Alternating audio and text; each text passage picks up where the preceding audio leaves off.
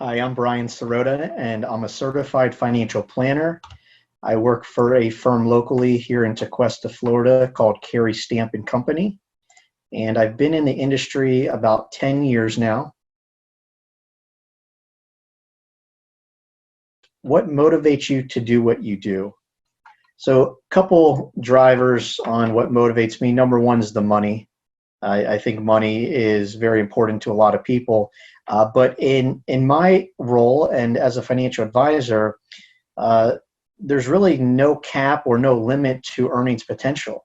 You can have X amount of clients, you could manage X amount of money, you could do really anything financial planning wise for a client and get paid on it.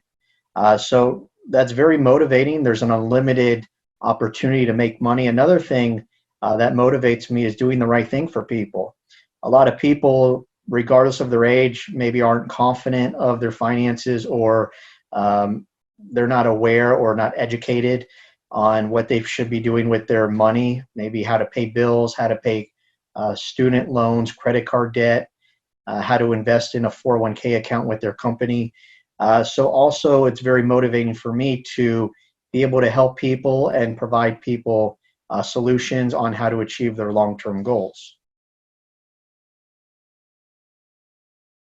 What was my education pathway, including degrees, certifications, etc., and how did I get where I am today?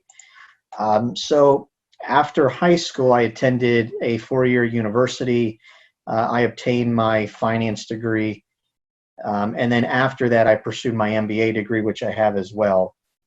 In my role to be a financial planner or a financial advisor, you do not need your master's degree. However, I did that anyways. After my master's degree, I joined Fidelity Investments. At Fidelity, I obtained all my licenses. So in my industry, there's a license for everything, right? Just like there's an app for everything, right, on your iPhone. But there's a license to speak with clients and to sell products. There's a license in the industry to give advice and to manage money and get paid for the advice you're giving. There's a license to sell life insurance and annuities and life insurance vehicles and products. So there's really a license for everything. So once I completed my four-year finance degree, I did my MBA. Once I completed that, I started with Fidelity. I obtained all my licenses. And then since Fidelity, I've been with several private firms. I worked with a firm in Jacksonville, Florida, where we work primarily with professional athletes.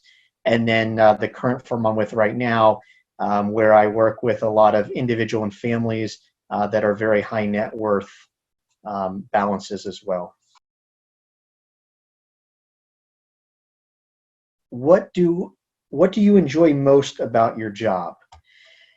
So really what I enjoy most is a couple things. Number one, it's educating people. So it's showing people this is what you're currently doing, and if we continue this trend, this is what you're going to see, or this is where you're going to end up in your future in what, 10, 20, 30 years. So definitely like educating people, and then also showing them if we make these changes, you're going to have a better outcome. Or if you make these changes, or if we can implement these different things right now, we're going to see our end results change. So a great thing that I like in my role and about what I do is educating people.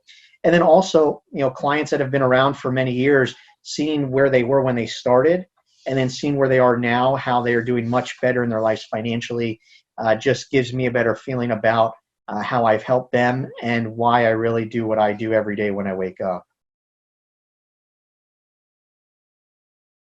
What is one career mistake that has taught you the biggest lesson?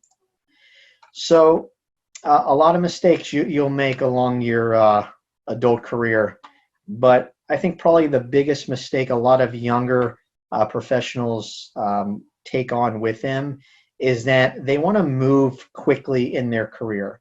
And that's great, right? We all want to progress in our career. We all want to have a better role, have a better job title. We all want to make more money.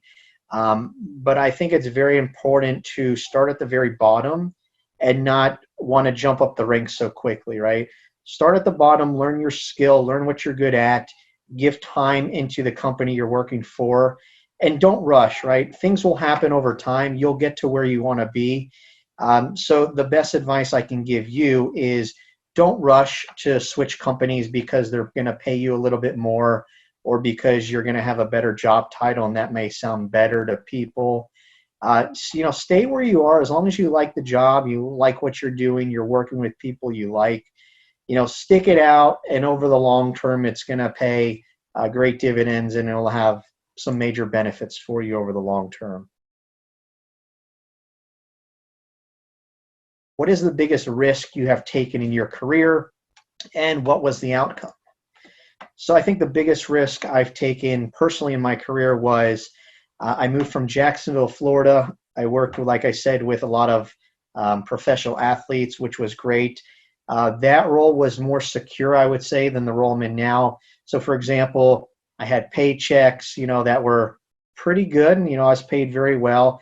I knew what I was getting. I knew the types of clients I would work with, things like that. So when I moved here to South Florida, to the Palm Beach area, it was more risky with my current job. I now am going out to try to find my own clients. I'm receiving incentives based on how my performance is, where, before in my other role, it was, like I said, more secure. So this is a little bit different, which I like because it gets me out of my comfort zone. And like I said I believe it was the first question, as a financial planner and as a financial advisor, there's really no limit to income.